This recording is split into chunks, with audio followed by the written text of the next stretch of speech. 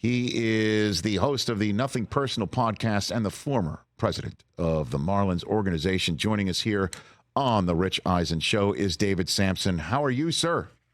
I am doing well. It's hard to be bad. We're in the middle of a great offseason with the greatest free agent in history. It is that. Ready to sign. It is that, right? I mean, he is, would you say? I mean, obviously, Reggie Jackson didn't pitch, right, back in the 70s, and that was the first big monster free agent after George got catfish, I guess, back in the day. A-Rod, okay. But you're not wrong. So what's your sense of what's going on with Ohtani as you and I are conversing, David? What do you got? Everything was going swimmingly until he hurt his pitching elbow, and he's not going to be able to pitch next year. So he was going to be the first top of the rotation and middle of the order bat all in one body to be a free agent. Right. And now he's just a middle of the order bat, and you have to wait on him to be a top of the order rotation guy. But all of these teams are jumping all over each other to pay him as though he's both. And so the contract that he gets is going to be fascinating, because were I to be negotiating with him, other than just giving in and adding years and adding money, I'd have it very highly incentivized and pay him a lot of money if he does actually come back and pitch, which is not guaranteed. So what's the idea of his ability to pitch? What's the general sense? Are they sharing X-rays, MRIs, and stuff like that, or just say trust us, he's going to be good? What do you think? Well, trust us is not good. Even with a $1 million free agent, there's very rarely trust. Once you have a letter of agreement that is signed by both parties, it's always pending a physical. And the physical for a free agent like Shohei is going to be extensive. Not only are you going to get old MRIs and you're going to get the old reports from the surgery that he had, but you're also going to start over and have him re-examined and re-looked at. But you have to have protections in there, in my opinion. If you're going to make a $500 million investment in anything, you're going to want belt and suspenders. And that's why I can't wait to see what the final terms of the deal are. So then the question is, David, the, I guess, $600 million question is, what does Ohtani want? Other than being paid as if he is both, despite the fact that he won't be able to be both for a while. And we'll just have to see if he can be both at the same ability that we have seen. So what does he want outside of that, David? So this is the biggest question. And in my experience with free agents, very big free agents, and also with Ichiro, when we were negotiating with Ichiro when he was a free agent, there's a lot that is not talked about, and that's called comfort. Normally, players are not interested. They say they look at the school system or they look at the minor league system, and it's all eyewash. They're looking for the most guaranteed money possible. But when I was negotiating with Ichiro, he was very interested in everything surrounding spring training, everything surrounding our ballpark, how he would get to the ballpark, where his locker would be, what the colors of our uniform were, all things that meant something to him. And I didn't understand it when I first started dealing with Ichiro, and having known him for so many years, it's only built my respect for him. And there's a good chance that Shohei is like that as well, which is why nobody is saying the Angels have a chance to retain him. And I said on Nothing Personal a year ago that I thought the Angels would actually re-sign him. And I'm not willing to change my mind just yet. They are one of the 4 finalists, so we're hearing in the media, but we're going to find out here shortly. Well, I mean, so that's why the Yankees and the Red Sox are out, because it'd be terrible traffic for him to get to the stadium. I mean, that's what I mean. Like, what does he want? Because clearly, when you're talking about the Angels or Toronto, there's not a lot of long-time listeners, first-time callers. There's not like a media crush of 100, scribes and cameras and what have you before the game. We you and I have talked in previous conversations on this show. Angels don't ask him to do too much, and he's just kind of like right around the corner from the stadium. So that's what I ask about. What does he want? Because obviously I'm biased being from the Northeast. I mean, what a festival it would be in Yankee Stadium or, Fenway Park for his batting practice. Does he not want that? I'm not sure that many players, when they're figuring out where they want to be as free agents, are focused on that.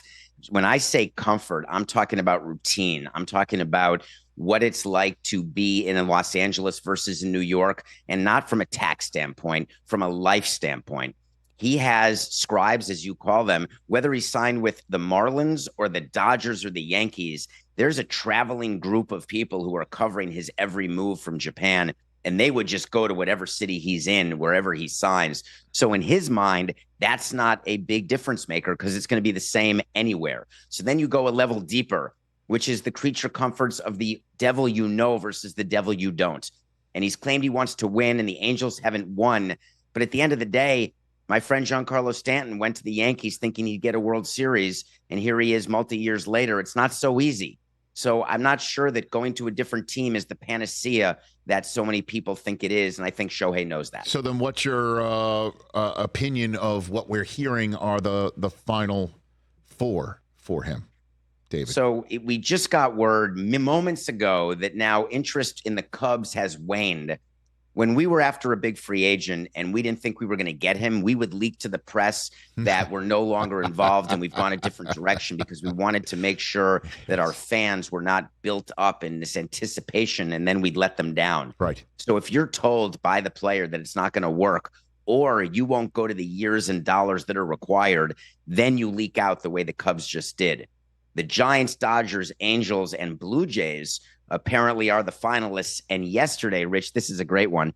The rumor was out that he was in Dunedin touring the spring training facility. And that made me smile because in all 18 years, I never had one player asked to tour the spring training facility. That was not high on their list. I am not exactly sure that that will be a difference maker for the Blue Jays, but I would expect him to stay in LA. To me, it's either Dodgers or Angels.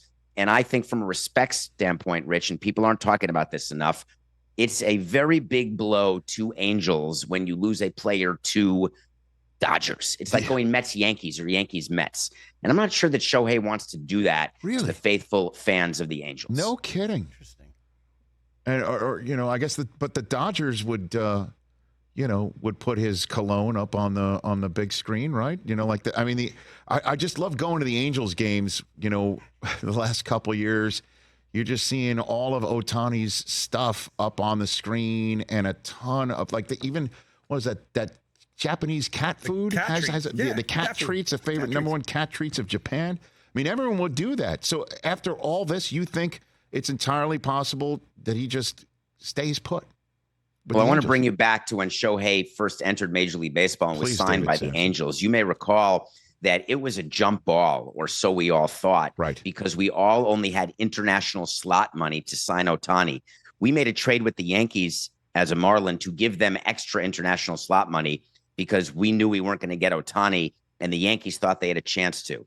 When he signed with the Angels, we got a memo from the commissioner's office saying, whichever team signs Shohei Ohtani, you are only signing him for this current contract with this amount of money.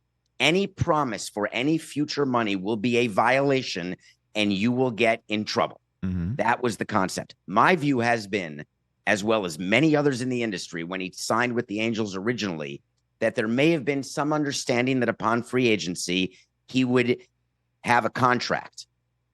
Is that coming to pass? I have a small feeling that Artie Moreno is going to get a right to match, where Ohtani goes out and gets an offer, goes back to Moreno and says, here's what the number is. You match this number, and I will respect our deal, and I'll stay an Angel. That's always been in the back of my head and so many other executives with whom I worked and still speak, and it's going to be fascinating to see how it plays out. All right, now the question is timing, because if I'm not mistaken, the entirety of the winter meetings and everything else is grinding to a screeching halt until this gets decided, David, right? Well, you're getting some stuff on the perimeter, which is we don't really care not about the important. perimeter, David. Who cares about the perimeter? You know what I mean? Exactly. Okay. Major League Baseball has an entire press room at the winter meetings where big announcements can be made, and you can call them and say, we have this signing. We want use of the full room.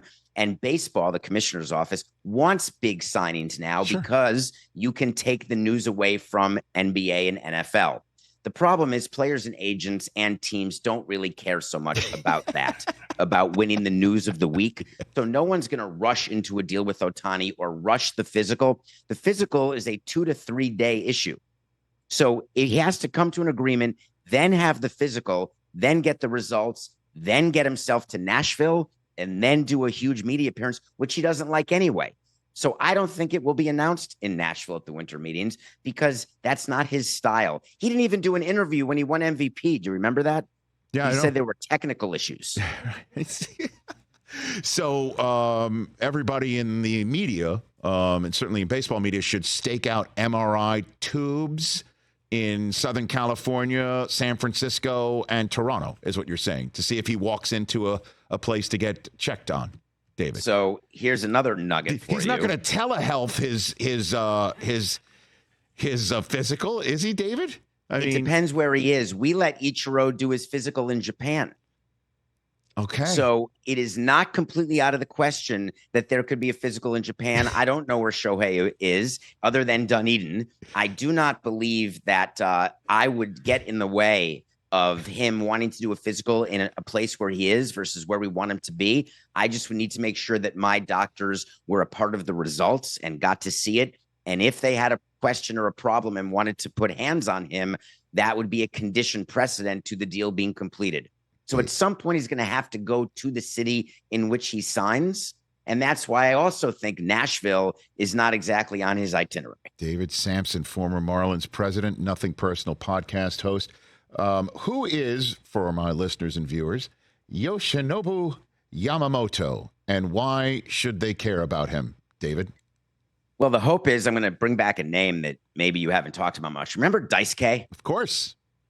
Dice K with the ghost fork and I went to his first spring training game. I believe his first appearance was at Roger Dean against the Marlins. Yeah. And we were looking at his different pitches, and there were about 100 media credentials. He got signed to that huge deal. He was going to be Koufax. And it turned out he was fine. He was just fine. Mm-hmm. Now, Yamamoto, on the other hand, people are jumping all over themselves. I don't know if you know this. He already won the Cy Young next year in Major League Baseball. It's finished. He's got it. I had no idea. Best pitcher ever. This just in. Okay. Love it. $300 million for a guy who's never pitched an inning in big league baseball.